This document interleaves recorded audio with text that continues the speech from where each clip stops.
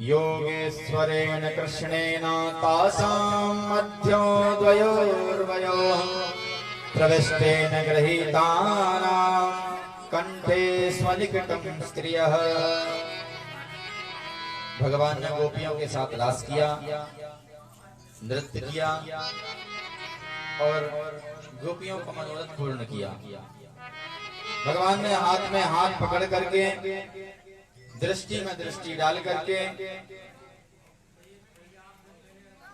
बहुत नृत्य किया, गोपियों का मनोरथ संपूर्ण किया और गोपियों से कहा, गोपियों अब आप अपने अपने घर पर जाइए। सुखदेव जी कहते हैं कि महाराज इस प्रकार प्रभु ने रास किया। परीक्षित जी ने कहा कि महाराज धर्म की मर्यादा के जो करता है, उपदेष्टा है तथा पालक हैं, फिर उन्होंने उन जगदीश्वर ने पर स्त्री को स्पर्श कैसे कर लिया? कृपा करके यह हमारा संशय दूर करिए। सुखदेव जी कहते हैं कि राजन धर्म प्रतिक्रमणो दृष्ट्वा ईश्वराणां च साहसं तेजीयसां न दोषाय वन्ये सर्वभुजो यथा। वन्य जिस प्रकार अग्नि संपूर्ण लकड़ी को जला देती है, उसी प्रकार भगवान ने गोपियों के जो सांसारिक वासनाएं थी, सभी वासनाओं को जला करके उन्हें पवित्र बनाया। राजन आपने कहा धर्म की मर्यादा करने के लिए आए, पर उन्होंने पर स्त्री को स्पर्श क्यों किया? कामा शक्ति भी तो हुई होगी। परीक्षित जी को सुखदेव जी कहते हैं कि राजन जब भगवान ने पर स्त्री को स्पर्श किया, उस समय उनकी दृष्टि में वह स्त्री माता के समान थी और बालक की दृष्टि में हर एक स्त्री माता के समान ही होती है। जब भगवान ने रास लीला करी तब भगवान पौगंड अवस्था के थे, 10 वर्ष से कम के ही थे, 6 से 10 वर्ष अवस्था के बीच के थे। इस अवस्था में बालक में कामा शक्ति उत्पन्न नहीं होती है, सो इस लीला में द्वेष रखना बड़ी नर्कता की बात है, मूर्खता की बात है। अगर आप लोग कहें कि भगवान ने लीला करी, रास लीला करी कैसे भगवान, तो इसमें अगर यह विचार लाए तो बड़ी मूर्खता की बात है। हे राजन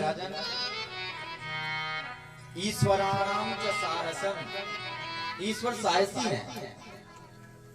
भगवान वही होता है कर्तुम अकर्तुम अन्यथा कर्तुम समर्था या ईश्वरा, जो करने वाले कार्य को भी कर दे और ना करने वाले कार्य को भी आकर के सरलता से रूप से कर दे, वही तो ईश्वर है। तुलसीदास जी ने कहा है, समर्थ को नहीं दोष गोसाई रवि पावक स्वर सर की नाई। जो समर्थवान है उसको कोई दोष नहीं है, ईश्वर समर्थवान है। ईश्वर में किसी भी प्रकार का द्वेष नहीं देखना चाहिए।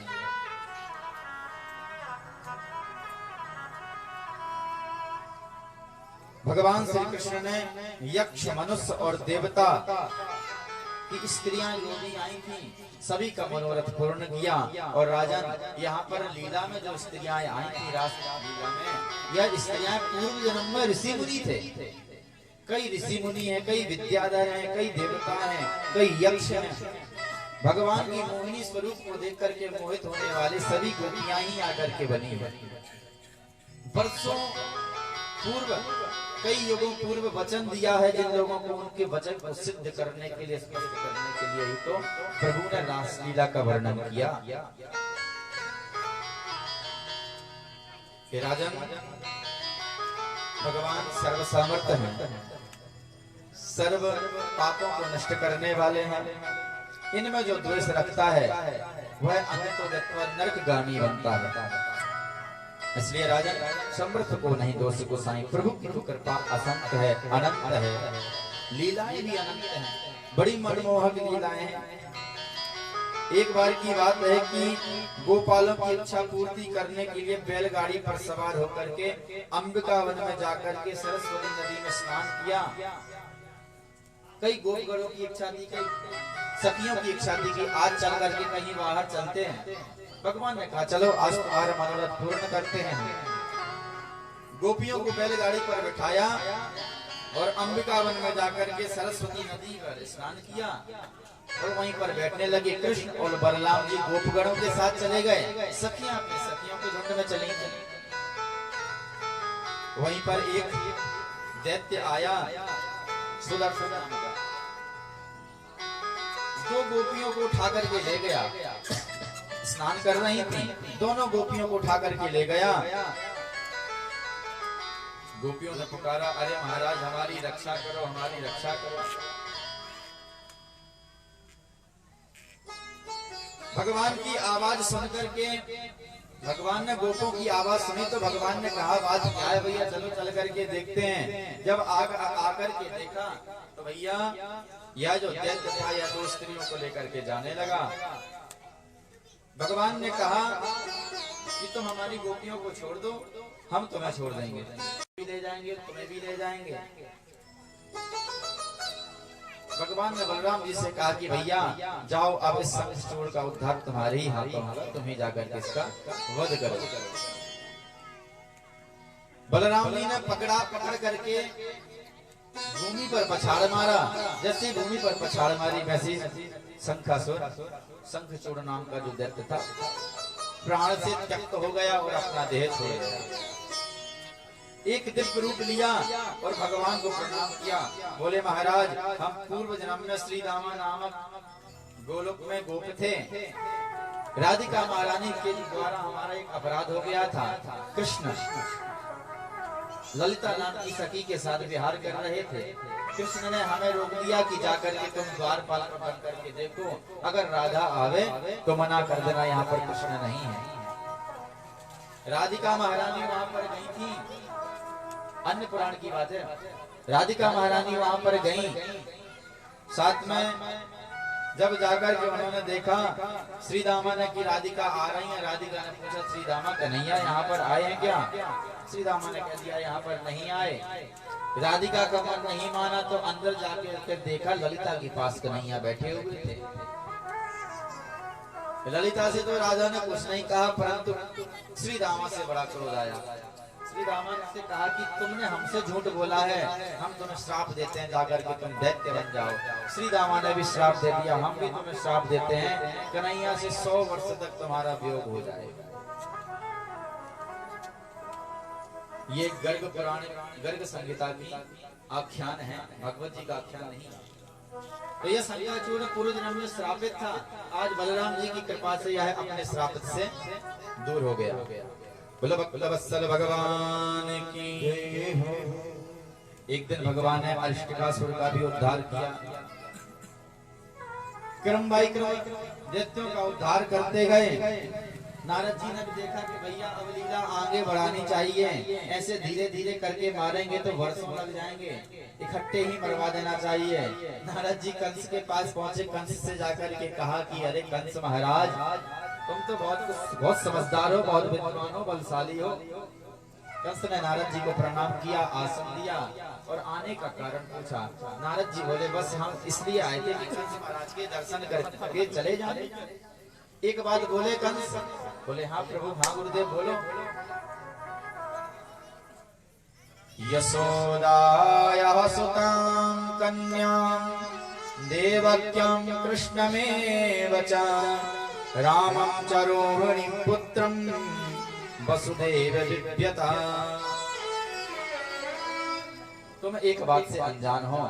कंस ने कहा, महाराज ऐसी कौन सी बात है जिससे हम अनजान हैं? नारद जी ने कहा कि कंस, तुम्हारे हाथ से जो देवकी की 8वीं कन्या हाथ से छूट करके आकाश में चली गई थी, वह देवकी कन्या थोड़ी थी, वह नंदरानी की कन्या थी। और देवकी का पुत्र तो नंद बाबा के घर में खेल रहा है अभी। और ब्रज में जितने भी गोपगण हैं, सब के सब देवता हैं, सब तुम्हें मारने की एक योजना बना रहे हैं।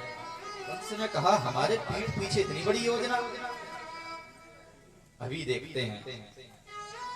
महाराज गुरु जी प्रणाम, आपने बहुत अच्छा कहा, बहुत अच्छी बात बताई हमारी। व्योमासुर के नाम के दैत्य को भेजा।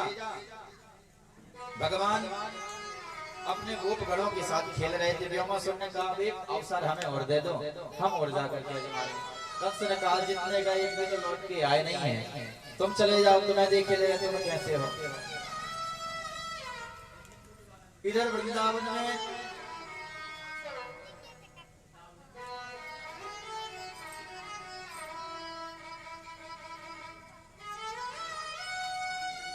इधर वृंदावन में गोप ग्वाल सब इकट्ठे बैठे हुए थे।